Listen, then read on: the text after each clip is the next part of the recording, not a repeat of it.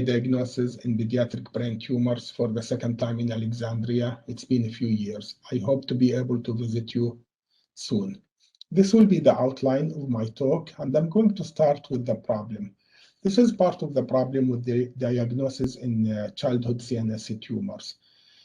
Parents, unfortunately, do better than physicians. There are multiple studies to show that. Delayed diagnosis in childhood tumors has been shown by some studies to be a good prognostic indicator, which is unlikely to help the field, and I will explain why this is the case. The pre-diagnostic symptom interval in brain tumors is significantly more than other cancers, and there are many causes for that, in my opinion, and I will try to share this with you.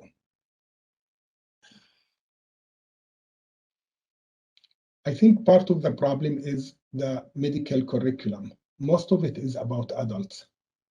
And we teach that kids are not tiny adults, but we do not behave that way. Many of the questions in pediatric boards or tests are focused on adult brain tumors or don't represent what's the presentation really for childhood CNS tumors. Many of them emphasize the triad of nausea, vomiting, headaches in the morning, and papilla edema. I want you to think for a second, when you hear brain tumors in children, which is the most common tumor you think of? Is it glioblastoma? Is it medulloblastoma? Is it ependymoma? Is it craniopharyngioma or pilocytic astrocytoma? Many students or residents will mention to me glioblastoma or medulloblastoma or ependymoma. And I think that's part of the education problem. In fact, many of them will even mention craniopharyngioma. If you think of pilocytic astrocytoma alone, it's much more common than most of these tumors. It's even more common than medulloblastoma. If you add other low-grade gliomas to pilocytic astrocytoma, the majority of childhood brain tumors are really low-grade gliomas. And this is an important point. Yet, the poster child for CNS tumors is usually glioblastoma. It gets a lot of publicity in education and in the media. This is one of our studies, and you can see that low-grade gliomas are the most common childhood tumors in children. The problem with quantifying the impact of delayed diagnosis in children is difficult because one of our main criteria is death. And it's very hard for a child to die from a low-grade glioma, even if there is a delayed diagnosis. One of our studies showed that in children, about 258 children, we looked at grade 1 versus grade 2. As I said, many of the studies showed that delayed diagnosis is a good prognostic criteria, and that's unfortunately because people grouped tumors of high grade like DIPG or glioblastoma with low-grade glioma. And of course, even if you diagnose a glioblastoma within 5 days, the survival is still much worse than pilocytic astrocytoma that takes 5 months to be diagnosed. And the median follow-up in our study was 11 years, and 88% of these children were alive. So you can see that most of childhood children with low-grade gliomas survive for a long time. However, our study showed some interesting criteria that even within low-grade glioma, grade 1 takes longer than grade 2 to be diagnosed, and older children are more difficult to diagnose than younger ones. And the longer PSI, which is pre-diagnostic symptom interval, is associated with more progressive disease. And of course, grade 1 have more PSI than grade 2, and there is more seizure. So it impacts the quality of life, maybe not survival, but quality of life. 50% of spinal tumors had PSI more than 6 months. And interestingly, 28 patients had PSI more than 24 months. Now, I want to mention the objectives of my talk after I mention the problem to warn you for my main objective is hopefully not to create more imaging. This is something I learned from Shadi when I came a few years ago, because I always worry that this kind of a project may push pediatricians and general care providers to start imaging for any headache or nausea or vomiting. And I hope that's not my achievement in this talk. All what I'm trying to hope for is that start thinking that low-grade gliomas are the most common tumors in children. If you add to low-grade gliomas other low-grade tumors like meningioma grade 1, myxopapillary ependymoma, craniopharyngioma, pituitary adenoma, you really talk about the vast majority of childhood brain tumors are low-grade tumors. And this makes you start thinking different and not think of the triad of nausea, vomiting, and papilledema all the times. One of the things I learned from my experience in Alexandria a few years ago was this nice saying, the eye does not see what the mind does not seek. And I really like it. So if you do not teach your students and medical students that low-grade gliomas or low-grade tumors are the most common childhood brain tumors, you will not, they will not think of it.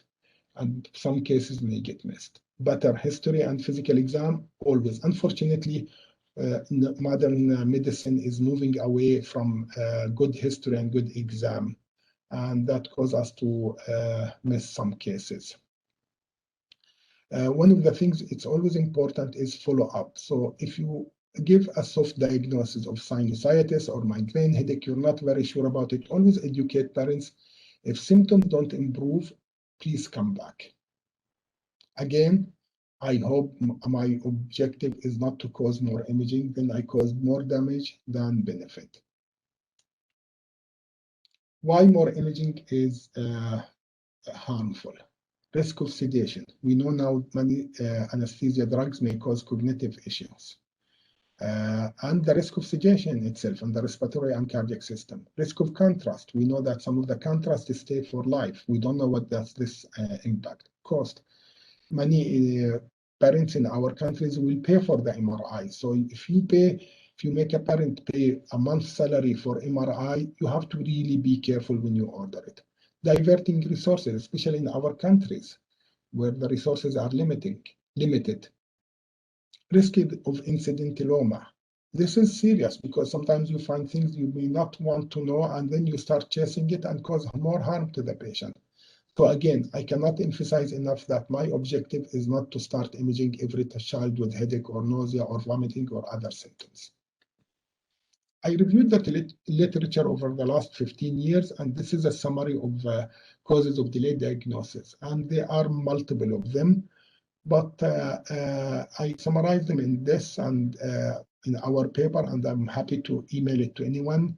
Dr. Shadi Fadil have my email. Please don't hesitate to email me. But one of it is really deficient history and exam. As I said, we're moving, unfortunately, away from traditional medicine where we do good history and good physical exam. The focus on the triad of headache and nausea and vomiting, that in children happens in less than 30% because most of childhood brain tumors are supratentorial and low-grade tumors. And there are many other causes. We will go over it when we present the cases examples. I want to emphasize 2 points here. Even the WHO book, unfortunately, is still emphasizing this triad as the typical representation of CNS tumors. And one of the things I want to always encourage you, please believe the parents. A lot of times we don't believe the parents, but in pediatric medicine is different than adult medicine. A parent with 5 or 6 kids will not go to the ER unless there is a real concern. They're not coming to the ER and leave other kids at home alone for no reason. So try please to believe them and take their concerns seriously. This is example about, again, deficient history and exam. The pressure on our time makes us really not spend enough time with our patients. This is a study from University of Birmingham, and it showed what patients think of their physician because they don't spend enough time with them. Now, I started giving examples a few years ago of my cases based on medical students' feedback and residents, because I kind of like to hear suggestion, because real cases make us think of the problem as not statistics or numbers, but as a human issue, and make us sympathize with this. This is one of the children who at age of 5 started having headache. It woke her up at night. This is a red flag. It started happening at school. It lasted 2 years the same. Then 2 years later, started adding more symptoms like a stiff neck. She had visit to the ER, and the most common thing we think in the ER in these situations, stiff neck or sinus problem, and she had both X-rays and they were okay. They told her that you have a spasm in your neck, so they told her to take a pillow case, and they gave her Tylenol. The airplane pillow helped, of course. Her symptoms wax and wane, and that causes also misleading of the physicians, because we were always taught glioblastoma. The symptoms are acute, and the deterioration is subacute, and the patient continue to get worse till diagnosed and then death. So in low-grade glioma or low-grade tumors, it's different. She went on a trip and forgot the airplane pillow. Her symptoms got worse, and at school, her symptoms continued to get worse, and the school started calling more. The neck pain got worse. She became tired and sleepy. So you're having many red flags with her headache, but still nobody thought of a brain tumor. And I'll tell you why I think that's the case. Later, she developed nausea and vomiting and feeling tired all the time. She was seen by an ophthalmologist who prescribed glasses for her. She was seen by a neurologist who diagnosed her with migraine, but no treatment was given. Again, this is what I'm talking about, soft diagnosis, which is okay. We all do it, but ask for follow-up to make sure the patient is not getting worse while you don't know about the patient. Few weeks prior to diagnosis, she had 3 ER visits, still no diagnosis. Twice she was told stomach virus. Again, this is one of the soft diagnoses we have. And the last visit, the mother was determined, and she insisted. She even said that she had a kick on the head, and that prompted a CT scan. So the reason this case was missed, in my opinion, is the education. We emphasize too much on the triad of nausea, headache, and vomiting, and that happens mainly in posterior fossa tumors when there are signs of hydrocephalus. Most of childhood low-grade glioma or low-grade tumors, this happens over a long time, and the symptoms may take too long to happen. Imagine if this child have these symptoms over 2 weeks. I don't think any physician would not have ordered a CT scan or MRI, but because her triad occurred over 2 years, nobody thought of the brain tumors. And we were not taught that childhood brain tumors may take years before diagnosis. This case is from the United States, by the way. Again, the eye does not see what the mind does not seek. Another case, and the child was 4-year-old, and she had strabismus since age of 1 year, and she had 4 corrective surgeries. And she had the first scan finally after her 4th surgery. When multiple surgeries failed, the ophthalmologist decided to do a scan, and you can see how big the tumor. This was again a low-grade glioma. This case from Jordan. This is another case, a 4.5-year-old at age is taking this MRI. She was diagnosed with optic pathway glioma at age of 8 months. She was diagnosed early because the father will not accept that his child have a unilateral nystagmus as normal, although different physicians told him so. This was his first daughter, his first child, and he just kept looking at her, and he thought this is abnormal. And he insisted on doing MRI, and he paid cash for it, and it showed a tumor. Again, you can see how small is the tumor when the parent diagnosed it. You remember I told you there are many studies where it showed parents do better job than physicians. This case is from Jordan. This is an interesting case. Case 4 took her 3 years to be diagnosed. Her symptoms started with pinky finger curving, and then more fingers, then the arm. And by 2 years, she was walking like a 70-year-old with a stroke, shuffling her feet.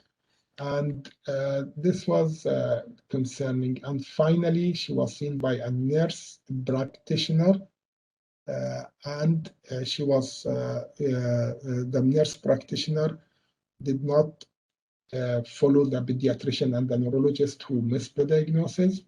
And the child had EMG even, and it was normal, of course.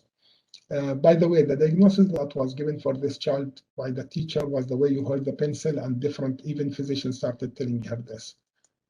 Finally, the nurse practitioner ordered MRI, and this is planning of the radiation therapy.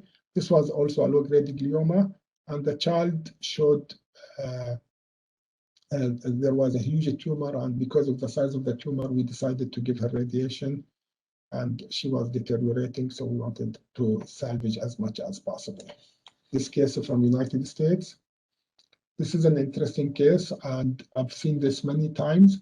A child was diagnosed with malnutrition at the age of 8 months, and he was vomiting post meals since age of 12 months. And at the age of 4 years, the child weighed only 10 kilograms. There was diagnostic workup of genetic and endocrine. I've seen patients who have GI workup, endoscope, colonoscope, pH monitor. Patients have been started on TPN. And this is a typical case of diencephalic syndrome. And in fact, when you look at the diagnostic, when you look at differential diagnosis of failure to thrive, is one of them is a brain tumor. But it always amazes me how many times patients get all kinds of workup for GI and endocrine and other issues before someone thinks of a brain tumor. This child is from Chile, and again, I learned this problem, the problem of childhood diagnosis of brain tumors is really a global problem and not specific to any country. This is another case, I called it 5B.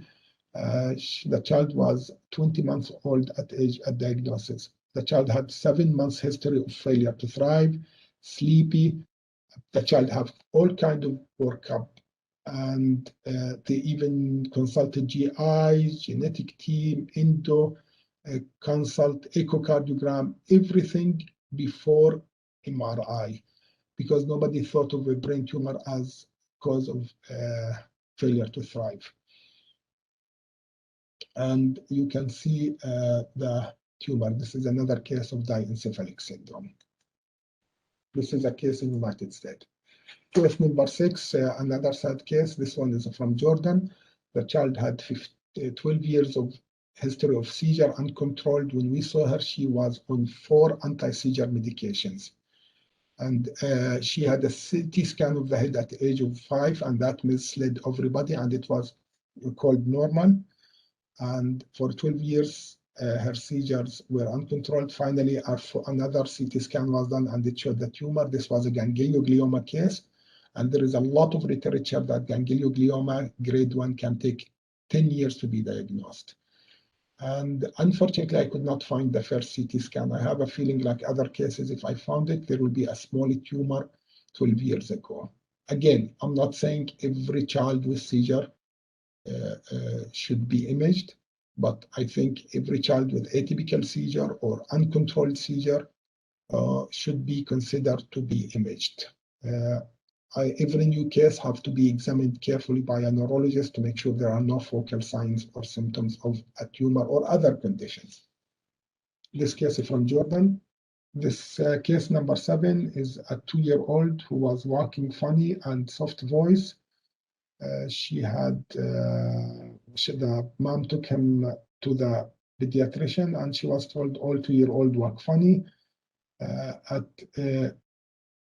age of 2, the husband did not allow the mom to see her parents, so the grandmom did not see him for 5 years. At the age of 7 years, there was a divorce, and they moved back to the grandparents, and the grandmother did not accept that this child was walking in a way that looks like an elderly with a stroke. He was shuffling his feet, and she took him to a pediatrician. Again, the pediatrician was more worried about the hearing loss because it's acute. we are, as physicians, trained to take care of acute problem more than chronic. The physician was not worried about the deterioration over 2 years. Fortunately, the ENT was worried and did an MRI, and this is part of the tumor. If I show you the whole spine, most of the spine is involved with the tumor. Again, this is a low-grade tumor. This case is from United States. This is a case, I'll skip this case. It's from Paraguay for the sake of time. This is an interesting case, and I always get into trouble with psychiatrists. Again, I'm not saying every child with psychiatric condition should get MRI, but I really believe every child deserves a good history and a good exam. And when I say good history, cognition, vision, sleeping pattern, headache, nausea, vomiting, weakness, to make sure that this child does not have brain tumor or other organic diagnosis. The problem with psychiatric conditions, once you give the diagnosis, it's for life. So we need to be careful because before we label a child with a psychiatric condition. This is a 10-year-old diagnosed with ADHD, at the age of 12 diagnosed with OCD, then depression, then anxiety. Look how many diagnosis the child was given. Zoloft was started, and at the age of 15, the child had visual symptoms and worsening headache. And there was a left cingulate gyrus tumor. And I've seen a couple of other cases with psychiatric conditions with a tumor in the cingulate gyrus lobe. And this child's symptoms resolved after resection of that tumor. You can see the tumor, how small it is. Again, this is part of my problem with medicine in the United States. Anybody can prescribe psychiatric medications, but which have more side effects than some of the chemotherapy that we use or the antibiotic. You have better control over chemotherapy like vinblastine and everolimus or antibiotic like meropenem, but anyone can prescribe Zoloft. These drugs have to be prescribed by ID or oncologist only.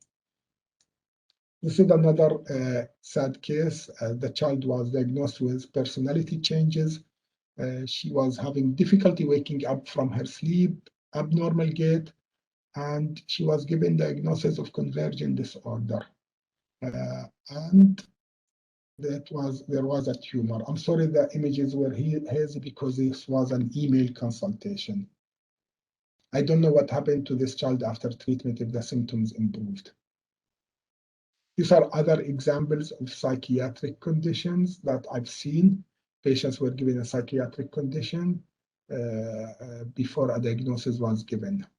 I've seen defiant convergent disorder, or oppositional disorder, defiant disorder, and convergent disorders. One of the children from Canada had a craniopharyngioma, and his presenting symptoms were aggressive behavior. This is an interesting book. People who know me, Shadi knows me. I like books a lot. So this author is a surgeon. His father is a surgeon. His mom is an internist, and he plays tennis ball with his father every week. And his father was having neck pain, and but as a surgeon, as long as it did not affect his surgery, he was okay with it. For 2 years, neck pain continued to get worse. When he started feeling tingling and numbness in his fingers, and which affected his surgical skills, he had an MRI. And it showed a low-grade tumor involving most of his spine. And unfortunately, he died of it. So 3 physicians in the family, and nobody thought of a tumor because it was not the typical glioblastoma presentation, subacute deterioration, nausea, headache, vomiting, as we always teach. This is an interesting case of a good example where there was no delayed diagnosis. 15-year-old with only back pain for 1 year. And the child was lucky because the neurosurgeon who saw him works with us and always thinking the tumor. So he did an MRI and it showed this myxopapillary ependymoma. Again, I think none of us will do MRI for only back pain in a child because we are trained to That's what we were told in medical school or in residency, that third of the population have chronic back pain. But again, children are not young adults. I'm going to show you an interesting study from UK where looked at people who get delayed diagnosis, and as expected, the most people who are delayed diagnosis are women.